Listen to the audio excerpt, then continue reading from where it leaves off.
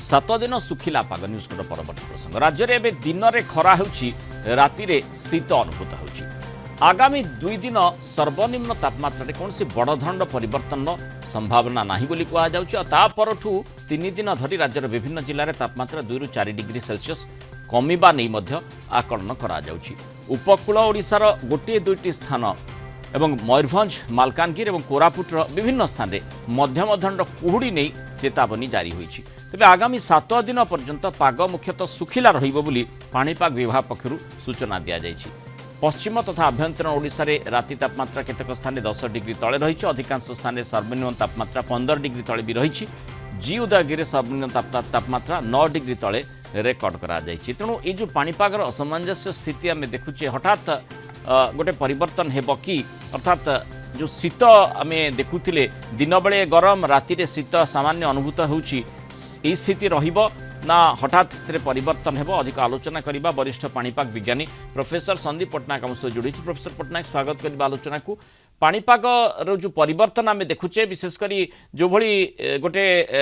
माने transition phase रे आम रही गोटे ऋतु आउ गोटे ऋतु को जीवा समय तेणु आम हठात गोटे बड़ परिवर्तन देखा कि ना जो भाई आकलन करा 7 दिन पाग सुखिला रहिबो सेथिरे कौन बदली पारे।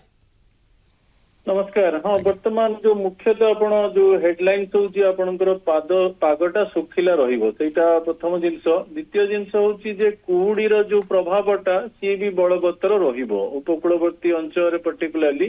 आ जो आपण कहले सर्वोच्च सर्वनिम्न तापमात्रा वर्तमान धीरे धीरे बढ़ी चलिबो किंतु जेहेतु मझिरे मझिरे से पश्चिमा झड़र प्रभाव रहिबो तेणु सर्वोच्च तापमात्रा टिके सामान्य खसीजीव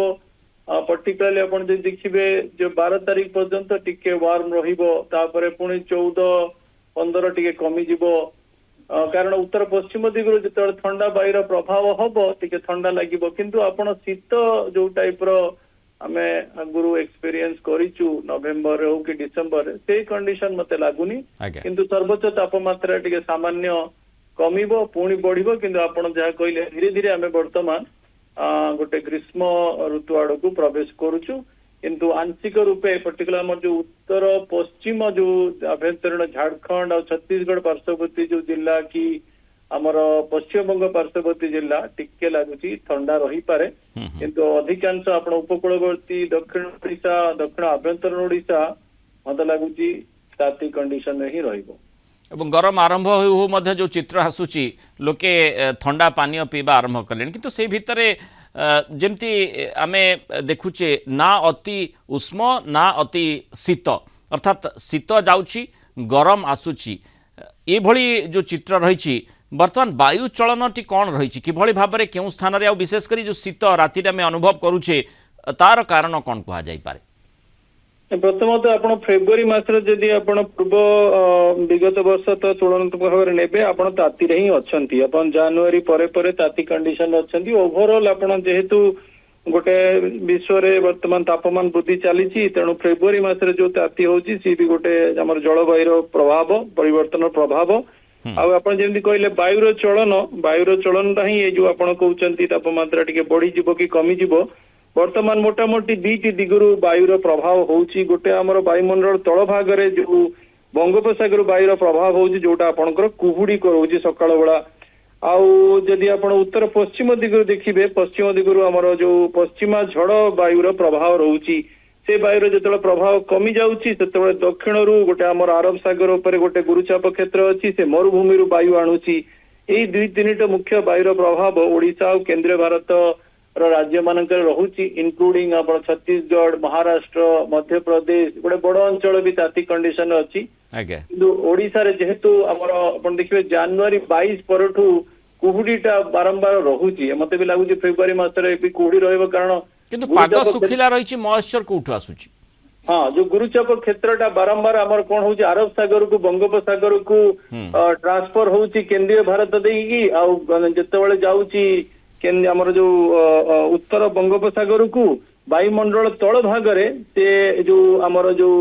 आर्द्रतापूर्ण वायु उष्म वायु ओडिशा आड़ को दउची से वायुटा आपण वर्षा करि परिबन कारण से वायुमंडल तल भाग रहउची जेहेतु आपणकर बादल वर्तमान नाही ତେଣୁ ଆପଣ ଟାଣ ଖରା ପାଉଛନ୍ତି, ଯେତିକି ଶୀଘ୍ର ଆପଣ ଟାଣ ଖରା ପାଉଛନ୍ତି ସେତିକି ବର୍ତ୍ତମାନ ସ୍ଥଳଭାଗ ଥଣ୍ଡା ହେଇଯିବ। ସକାଳ ବେଳା ଥଣ୍ଡା ହେଇଗଲେ ଆମେ ତାକୁ କହୁଛୁ ରେଡିଏସନାଲ କୁଲିଂ କି ରେଡିଏସନାଲ ଫଗ୍। ତେଣୁ ସକାଳ ବେଳା ଥଣ୍ଡା ହେଇଯାଉଛି ସ୍ଥଳଭାଗଟା, ତ ବାୟୁମଣ୍ଡଳ ତଳ ଭାଗରେ ବଙ୍ଗୋପସାଗରରୁ ଟିକେ ଆର୍ଦ୍ରତାପୂର୍ଣ୍ଣ ବାୟୁ ଆସୁଛି, କୁହୁଡି କରିଦଉଛି। କିନ୍ତୁ ଓଭରଅଲ୍ ଆପଣ ଟିକେ ବର୍ତ୍ତମାନ ଟାଣ ଖରା ଦିନ ବେଳା ରହିବ। ପଶ୍ଚିମ ଓଡିଶା ପର୍ଟିକୁଲାରଲି ଦକ୍ଷିଣ ପଶ୍ଚିମ ଓଡିଶା ଆପଣ ନିର୍ଦ୍ଦିଷ୍ଟ ଭାବରେ କହିଲେ, କାରଣ ମହାରାଷ୍ଟ୍ର, ତେଲେଙ୍ଗାନା, ଦକ୍ଷିଣ ଛତିଶଗଡ, ଦକ୍ଷିଣ ଓଡିଶା ଏଇ ଯୋଉ ଅଞ୍ଚଳଟା ରହୁଛି ଟିକେ ତାତି କଣ୍ଡିସନ ରେ ମତେ ଲାଗୁଛି ଅପ୍ ଟୁ 13 ତାରିଖ ପର୍ଯ୍ୟନ୍ତ ରହିବ। 13 ତାରିଖ ପରେ ପୁଣି ବାୟୁର ଚଳନ ଚେଞ୍ଜେସ୍ ଆସିବ, ପୁଣି 17 ତାରିଖରୁ ପୁଣି ତାତି ବଢିବ।